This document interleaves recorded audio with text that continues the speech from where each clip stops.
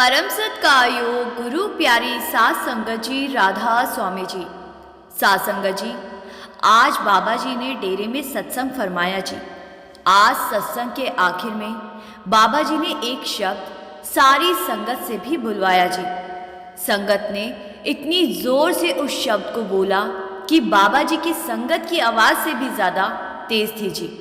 और आज बाबा जी सत्संग फरमाने के ठीक 2 मिनट के बाद ही अपने हेलीकॉप्टर में बैठकर डेरे से बाहर चले गए जी। बाबा जी को एकदम क्यों और कहाँ जाना पड़ा, ये भी हम आपको वीडियो के आखिर में बताएंगे जी। आज बाबा जी ने बहुत सख्ती से संगत को समझाया जी। आज बाबा जी ने स्वामी जी महाराज की बानी धुन सुन के मन समझाई पर सत्संग फरमाया जी। बाबा जी बोले, स्वामी जी हमें समझाने की कोशिश कर रहे हैं कि आज इंसान जो भी कर रहा है वो मन के अधीन होकर कर रहा है। आज हम मन के काबू हुए पड़े हैं। अलग अलग समय में महापुरुष हमारे दरमियान आए और सबने अपने अपने तरीके से मालिक की भक्ति करना सिखाया।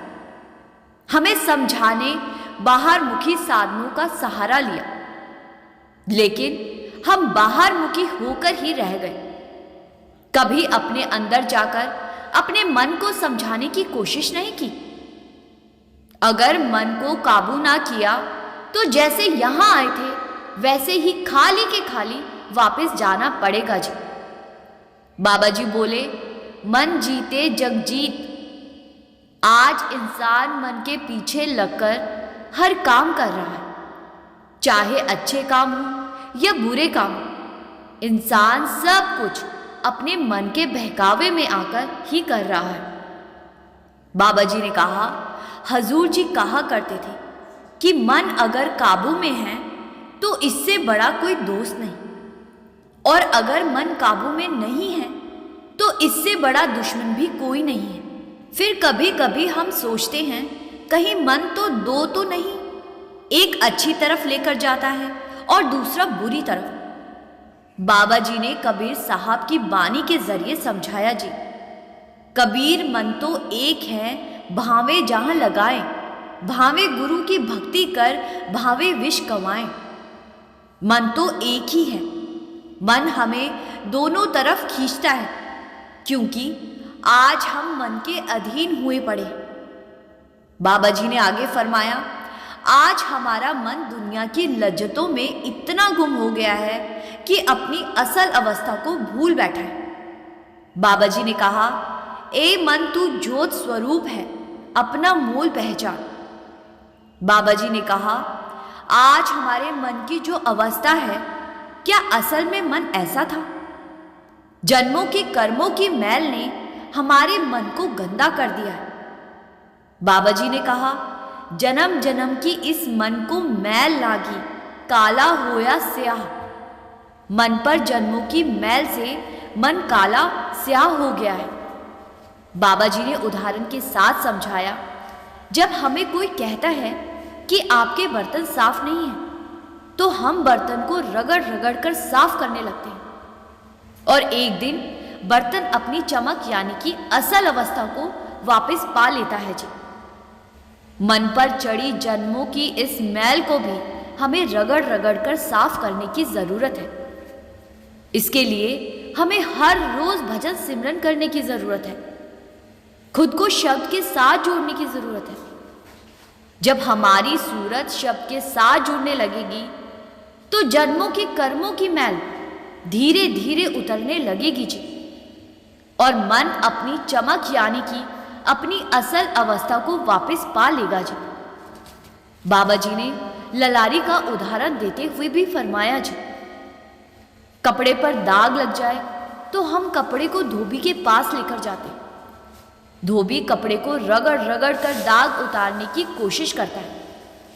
जब दाग नहीं जाता तो हम कपड़े को लेकर ललारी के पास जाते हैं और ललारी कपड़े पर गूढ़ा रंग चढ़ा देता है, जिससे कि दाग खत्म हो जाता है। बाबा जी ने बोला, गूढ़े रंग विच रंग दियो जी, मैलियां नी साड़ियां रूहा। अपने मन पर भी हमें मालिक के प्रेम का रंग चढ़ाने की जरूरत है जी। तभी हमारा मन निर्मल हो पाएगा और मालिक के लायक बन पाएगा जी। हमें कोई गुरुमुख ढूंढना है और उनसे वो युक्ति हासिल करनी है जिसको अपनाकर हम अपने मन पर मालिक के प्रेम का रंग चढ़ा सकते हैं जी।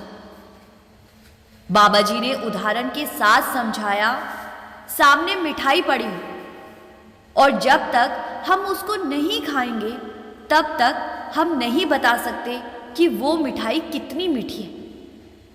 बाबा जी ने कहा, जैसे जैसे हम भजन सिमरन करेंगे वैसे वैसे हमारा मन उस ताकत के साथ जुड़ने लगेगा जी। और जब हमारा मन शब्द रूपी शहद का स्वाद चख लेगा तो अपने आप उसको दुनिया के सारे रंग तमाशे फीके लगने लगेंगे जी। हर हर राम अमृत रस मीठा, बिन चाखे साधना जापे। बाबा जी ने कहा, जब राम नाम की मिठास हासिल करेंगे तो दुनिया के खेल तमाशे अपने आप फीके लगने लगेंगे। आगे बाबा जी ने फरमाया कि ये हमारी झूठी तसल्ली है कि हम धार्मिक स्थानों पर जाते, सरोवरों में नहाते हैं तो हमारे कर्म खत्म हो जाएंगे। बाबा जी ने कहा, करनी आपो आपनी के नेड़े के दूर। बाबा जी ने कहा, कर्मों का हिसाब तो हमें हर हाल में देना पड़ेगा। कबीर साहब जी कहते थे, जैसी करनी वैसी भरनी। बाबा जी ने कहा, कभी कभी हम कह देते हैं कि हमें अपने मजहब, अपनी कौम के लिए करना पड़ता है। बाबा जी ने कहा, अगर बोझ हम उठाएंगे तो हिसाब भी हमें ही देना होगा, दूसरा कोई हमारा हिसाब देने नहीं आएगा। बाबा जी ने कहा, आज संसार में अलग अलग धर्म है। मुस्लिम भाई उसको कलमा कह देते हैं, हिंदू भाई नात कह देते हैं, अंग्रेज उसको वर्ड कह देते हैं और हम अपनी भाषा में उसको शब्द कहते हैं। हमें उस एक शब्द के साथ जुड़ना है। अब आप उसको किसी भी लफ्ज से याद कर लो, लेकिन मकसद उस एक से जुड़ना ही है। बाबा जी ने कहा, हमें नाम की कमाई करनी है और मालिक के साथ रिश्ता जोड़ना है। बाइबल में भी लिखा है, नाम की कमाई करने वाले बनो। आगे बाबा जी ने फरमाया, जब मन काबू नहीं आया तो ये सोच प्रचलित हुई कि मन को दुनिया के रंग तमाशों से दूर ले जाते। पुराने समय में ऋषि मुनि जंगलों पहाड़ों पर चले गए, सालों वहां तपस्या की। जब वापस लौटे और दुनिया के रंग तमाशे देखे तो मन फिर से इन रंग तमाशों में खो गया। फिर किसी ने कहा कि मन जो मांगता है उसको देते जाओ, एक दिन मन अपने आप भर जाएगा। ये भी करके देख लिया, लेकिन मन की भूख तो कभी मिटी ही नहीं। मन की एक इच्छा पूरी करो तो मन दूसरी इच्छा को सामने रख देता है। बाबा जी ने समझाया कि ना हमें भोगी बन के रहना है और ना त्यागी बनकर रहना है। हमें इस संसार के बीच रहकर ही अपने सच की पहचान करनी है। बाबा जी ने कहा, आज हम ज्ञान और समझ में फर्क नहीं समझ पाते। आज इंटरनेट का दौर है, ज्ञान तो एक बटन दबाने से ही मिल जाता है। हम यहां सत्संग में आते हैं, यहां से ज्ञान लेकर चले जाते हैं, लेकिन जब तक इसको करनी में जाहिर नहीं करेंगे तब तक हमें समझ नहीं आने लगी, तब तक हम सच की पहचान नहीं कर पाएंगे।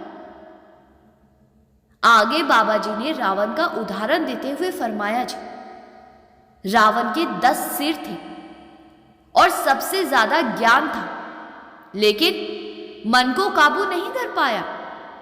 मन के अधीन होकर ऐसा काम कर गया कि आज तक हम उसका पुतला जलाते हैं। आगे बाबा जी ने फरमाया, आज हम मालिक की भक्ति मालिक से डर कर करते हैं।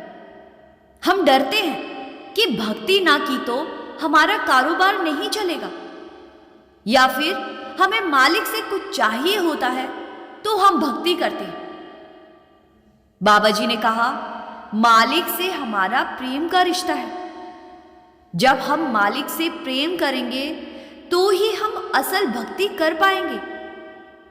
बाहरी साधन हमारा माहौल बनाने के लिए दे गए हैं, लेकिन जो सच्ची भक्ति है वो अपने अंतर में जाकर ही होगी।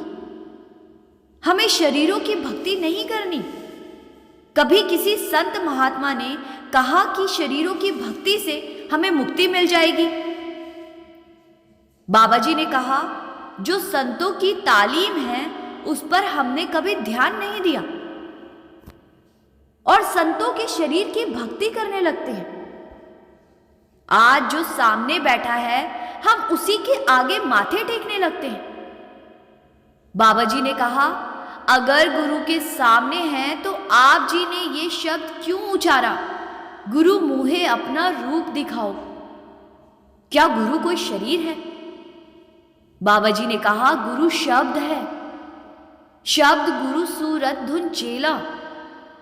गुरु शब्द है और हमारी सूरत चेला यानी कि शिष्य। लेकिन आज हम शरीरों की भक्ति करने में लगे हुए हैं। जब तक अपने ध्यान को इकट्ठा करके तीसरे तिल पर नहीं टिकाएंगे तब तक शब्द रूपी गुरु की पहचान नहीं कर पाएंगे जी। बाबा जी ने कहा, जब हमारा ध्यान लगने लगता है तो हमारी सूरत यानी कि चेले को अपने गुरु यानी कि शब्द की पहचान होती। आज हम सब शरीरों के दायरे में हैं जी, और शरीर को शरीर ही समझा सकता है जी। इसीलिए शुरुआत शरीर से ही होगी। आगे बाबा जी ने फरमाया, दुनिया में बहुत सारे धर्म, मजहब, अलग अलग सभ्यताएं हैं। सबने मालिक को याद करने के लिए अलग अलग नाम दिए हैं। एक लफ्ज को मालिक के साथ जोड़ दिया। क्या कभी किसी धर्म या मजहब ने कहा कि मालिक दो है? बाबा जी ने कहा, पलटू एको एक है, दूजा ना है कोई। बाबा जी ने कहा, मालिक का ना कोई नाम है, ना रंग है और ना रूप है।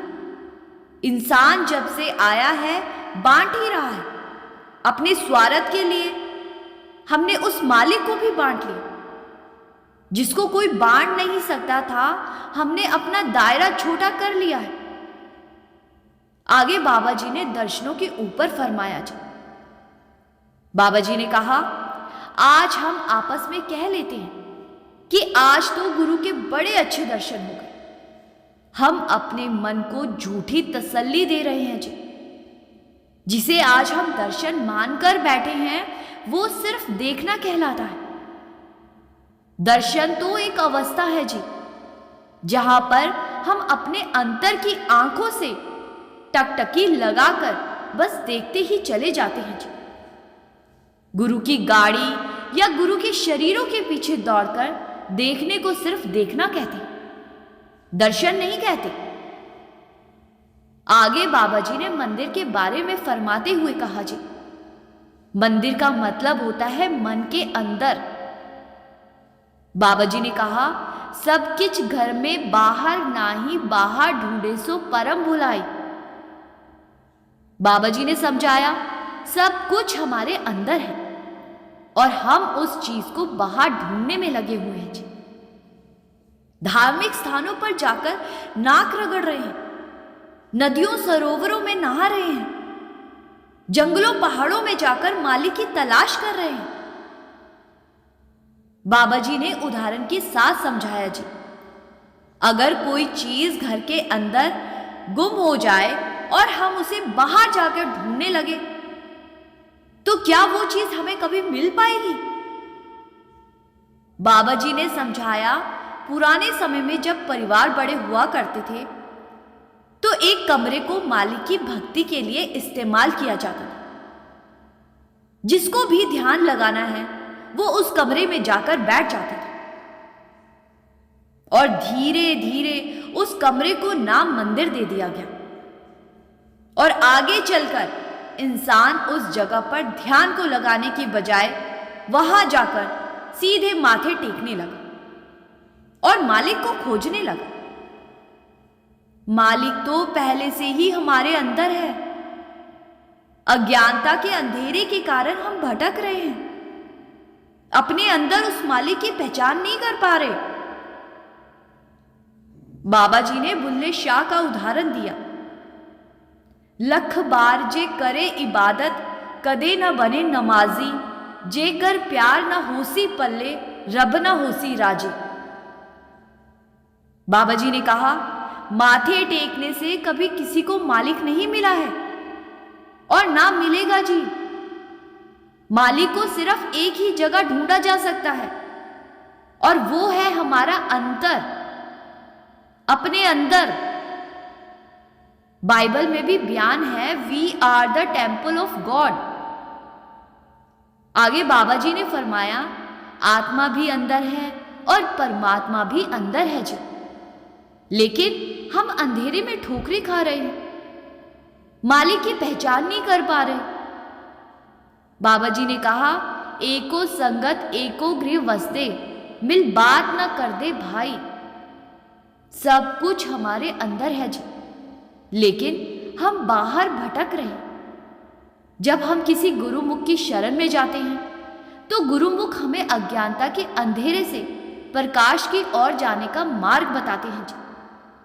यहां प्रकाश का मतलब वो नहीं जो हम बाहरी आंखों से देखते हैं। प्रकाश का मतलब है जागृत अवस्था। जब हम जागृत अवस्था में पहुंच जाते हैं तो हमारी सूरत उस मालिक की पहचान कर पाती है जी, और फिर हमें बाहर कहीं भटकने की जरूरत नहीं पड़ती। आगे बाबा जी ने फरमाया, आज हमने अपने दायरे को जात पात और धर्मों तक सीमित कर लिया है जी, अलग अलग दर्जों में बांट लिया है जी। क्या मालिक ने कभी कोई भेदभाव किया है? क्या कुदरत हमारे साथ कोई भेदभाव करती है? बाबा जी ने कहा, जब यहां से जाएंगे तो वहां हमारा हिसाब हमारे दर्जे, हमारी कौम या मजहब के आधार पर नहीं होगा। बाबा जी ने बोला, उत्थे अमला ते होणगे नबेड़े, खड़ियां रहणगियां जाता। वहां ना तो जात होगी ना तो धर्म होगा, वहां सिर्फ और सिर्फ नाम की कमाई से हमारा हिसाब होगा जी। बाबा जी ने कहा, जिन्होंने हुक्म को मानकर मालिक की भजन बंदगी की है, उनके जीवन का मकसद पूरा हो गया है। बाहरी सेवा कभी भी भजन सिमरन का स्थान नहीं ले सकती जी। बाहरी सेवा माहौल बनाने के लिए दी गई है। असल सेवा यानी कि भजन सिमरन की सेवा को निभाकर ही हमारा मकसद पूरा हो पाएगा जी। आखिर में बाबा जी ने जैसे ही बोला, नानक के घर केवल, तो यहां बाबा जी एक सेकंड के लिए रुके और तभी सारी संगत ने जोर से बोला, नाम, यानी कि नानक के घर केवल नाम। सासंगत जी, इसके बाद बाबा जी स्टेज से उतरकर सीधे अपने हेलीकॉप्टर में बैठ गए जी और डेरे से चले गए जी। बाबा जी आज पंचकूला में गए हैं। वहां बाबा जी ने एक प्रोग्राम अटेंड करना है जी। हो सकता है बाबा जी पंचकूला की संगत को दर्शन भी दे जी। अब इस वीडियो को यहीं विराम देते हैं जी। हम संगत जी से विनती करते हैं कि इस वीडियो को लाइक करके शेयर जरूर करिए जी, और कमेंट में राधा स्वामी लिखकर संगत के अपने इस चैनल रूहानी सफर को सब्सक्राइब कर इस चैनल का एक हिस्सा जरूर बनिए जी। गुरु प्यारी सात संगत जी, राधा स्वामी जी।